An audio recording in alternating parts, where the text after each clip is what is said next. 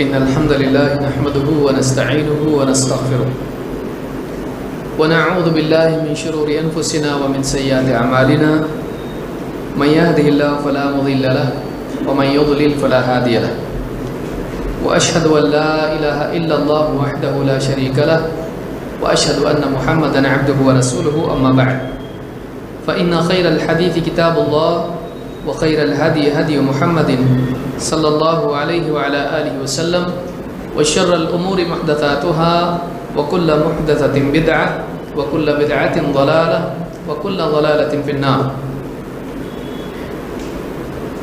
قال الله تبارك وتعالى وقل رب زدني علما. میرے محترم دینی بھائیوں اور قابل احترام اور بہنوں، پچھلے درس میں 7واں نقطہ، چھٹی غلطی منہجی اعتبار سے جو عوام میں دیکھنے میں آتی ہے، اس پر بات شروع ہوئی تھی کہ یہ چیز منہج سلف میں سے نہیں ہے کہ رسول اللہ صلی اللہ علیہ وسلم کی تعظیم میں غلو کیا جائے اور آپ کو اللہ کے برابر کر دیا جائے. لیس من منہج السلف الغلو فی الرسول صلی اللہ علیہ وسلم ومساواتہ باللہ تعالی. یہ چیز سلف کے منہج میں نہیں ہے کہ اللہ کے رسول صلی اللہ علیہ وسلم کے بارے میں غلو کیا جائے، آپ کی تعظیم میں، آپ کے احترام میں، آپ کی تعریف میں غلو کیا جائے. یہ منہج سلف میں سے نہیں ہے. اور اسی طرح سے یہ بھی منہج سلف نہیں ہے کہ آپ صلی اللہ علیہ وسلم کو اتنا بڑھایا جائے کہ آپ کو اللہ کے برابر کر دیا جائے. تو آج اسی سلسلے میں کچھ دلیلیں قرآن و سنت سے ہم دیکھیں گے انشاءاللہ. تو چھٹی چیز یہاں پر جو سیکھنے کی ہے وہ یہ کہ ہم دین کے معاملے میں نہ صرف نبی صلی اللہ علیہ وسلم کے تعلق سے بلکہ تمام شخصیات کے بارے میں غلو والا راستہ چھوڑیں اور میانہ روی اختیار کریں، اور اسی میں انسان کے دین کی اور اس کے عقیدے کی حفاظت ہے. اس سلسلے میں کہ غلو کیا ہے، جس چیز سے منع کیا گیا ہے وہ غلو ہے.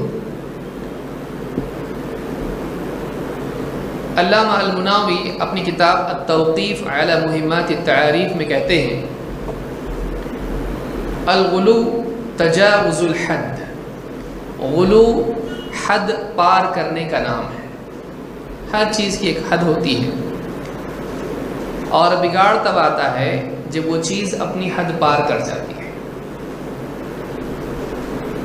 اللہ رب العالمین نے ہر چیز کے لیے ایک حد رکھی، چاہے وہ غذا کے اعتبار سے ہو، لباس کے اعتبار سے ہو، یا پھر اقوال کے اعتبار سے ہو، یا اسی طرح سے افعال کے اعتبار سے ہو، یا عقائد کے اعتبار سے ہو. ہر چیز میں اللہ تعالیٰ نے ایک حد رکھی ہے. آپ پانی پی سکتے ہیں، دودھ پی سکتے ہیں، شربت پی سکتے ہیں، شراب نہیں. حد ہے. بیوی سے تعلق قائم کر سکتے ہیں لیکن زنا نہیں کر سکتے. حد ہے. اسی طرح سے لباس میں آپ اچھے سے اچھا لباس پہنیں لیکن آپ ریشم نہیں پہن سکتے. آپ سونا مرد نہیں پہن سکتا ہے. آپ اسبال نہیں کر سکتے، اتنا لمبا کپڑا کہ آپ کے ٹخنوں سے نیچے جا رہا ہے، نہیں کر سکتے. اعمال میں آپ وہ کام نہیں کر سکتے ہیں جس کو اللہ نے منع کیا ہے، چاہے وہ عبادات کے اعتبار سے ہو یا وہ زندگی کے دوسرے معاملات میں ہو. حد کا پار کرنا غلو ہے. یہ اقوال میں بھی ہوتا ہے. کسی کی تعریف میں اتنے آگے نکل جانا کہ حد پار کر جائے، اور کسی پر تنقید کرنے میں اتنا آگے بڑھ جانا کہ حد پار کر جائیں. دونوں غلو ہیں. کسی کی تعریف میں، کسی کی تعظیم میں بھی غلو ہوتا ہے، اور کسی کی تنقید اور اس کی تنقیص میں بھی غلو ہوتا ہے. اور عقائد میں یا قلب میں احترام کے اعتبار سے اتنا آدمی بڑھ جائے کہ اس کو اللہ کے برابر کر دے، یا عقیدے کے سلسلے میں آدمی اتنا آگے بڑھ جائے کہ اللہ تعالیٰ کے بارے میں عقیدہ مثلا رکھے کہ لیس کمثلہ شیء، اللہ کے مثل کچھ نہیں، کوئی چیز نہیں، تو اتنا اس میں غلو کر دے کہ کہے کہ اللہ کے لیے صفات ماننا بھی مخلوق کی طرح ماننا ہے، تو اللہ کی صفات ہی کا انکار کرتے ہیں۔ بھئی جب اللہ کسی کی طرح نہیں ہے، اس میں غلو اتنا کر جائے کہ کہے کہ دیکھو اللہ کسی کی طرح نہیں ہے، لہٰذا انسان اگر زندہ ہے تو اللہ زندہ نہیں ہے۔ تو ایک آدمی اللہ کے لیے صفات ہی کا سرے سے انکار کر دے، یہ حرام ہے۔ یہ کہاں سے پیدا ہوا؟ غلو، اللہ کی تعظیم میں غلو، اللہ کی تقدیس اور اس کے پاک ہونے میں غلو۔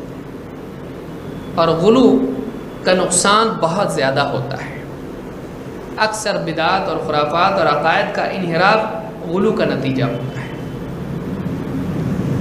لہٰذا علامہ المناوی کہتے ہیں کہ الغلو تجاوز الحد، غلو حد کا پار کر جانا ہے۔ وہ حد کس نے رکھی ہے؟ سماج نے نہیں، آدمی کی عقل نے نہیں، وہ حد کس نے رکھی ہے؟ اللہ اور اس کے رسول صلی اللہ علیہ وسلم نے۔ اس حد کو پار کر جانے کا نام غلو ہے۔ اللہ کے نبی صلی اللہ علیہ وسلم نے غلو سے منع کیا ہے۔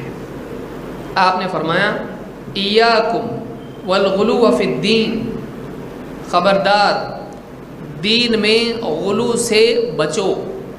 ایاکم والغلو فی الدین، خبردار دین کے معاملات میں غلو کرنے سے بچو۔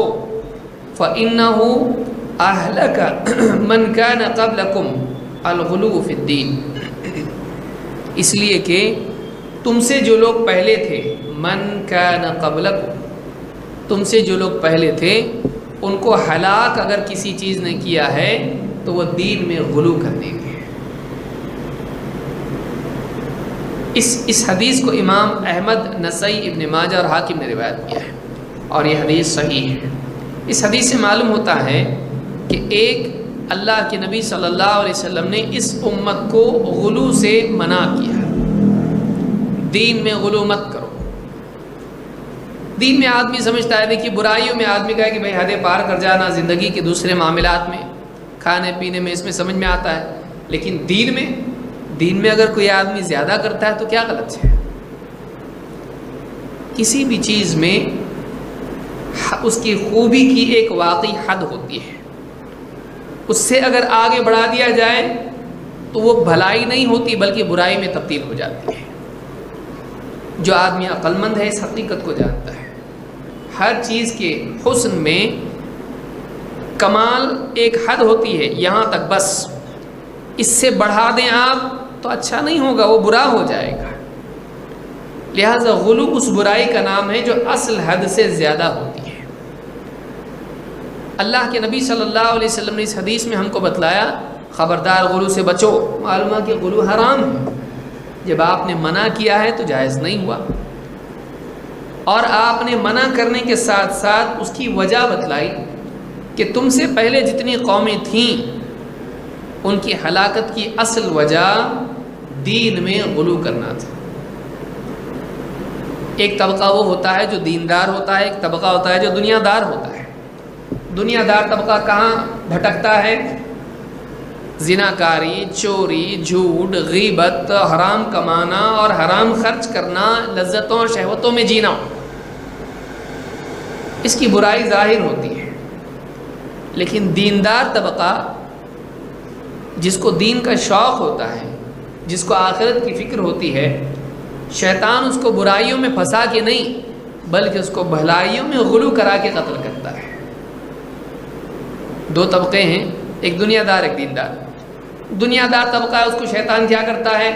چوری کر، جھوٹ بول، غیبت کر، بہتان باندھ اور یہ اور وہ، اس کو جسمانی لذتیں، کھانے پینے، لباس، عہدہ، شہرت، عزت، اس طرح کی برائیوں میں اس کو مبتلا کرتا ہے جو مادی لذتیں ہوتی ہیں۔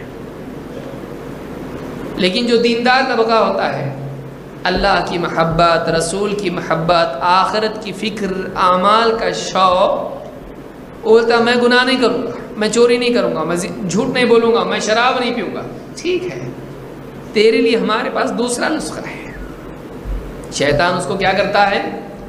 شیطان اس کو دینی گمراہی میں مبتلا کرتا ہے، جو دین کے نام پر ہوتی ہے لیکن دین نہیں ہوتی ہے، اور وہ ہوتا ہے دین میں غلو کرنا، دین میں حد پار کر جانا، گویا کہ دین میں اللہ کی بتائی ہوئی حدوں کی بجائے اپنے حساب سے اضافہ کر دینا، جس کا نتیجہ بدعت ہے۔ تو فرمایا ایاکم والغلو فی الدین فإنہ اہلک من کان قبلکم الغلو فی الدین، اس لیے کہ تم سے پہلے جو لوگ تھے ان کو دین میں غلو کرنے نے ہلاک کیا۔ معلوم ہوا کہ دین میں غلو کرنا دو چیزیں سمجھ میں آئیں۔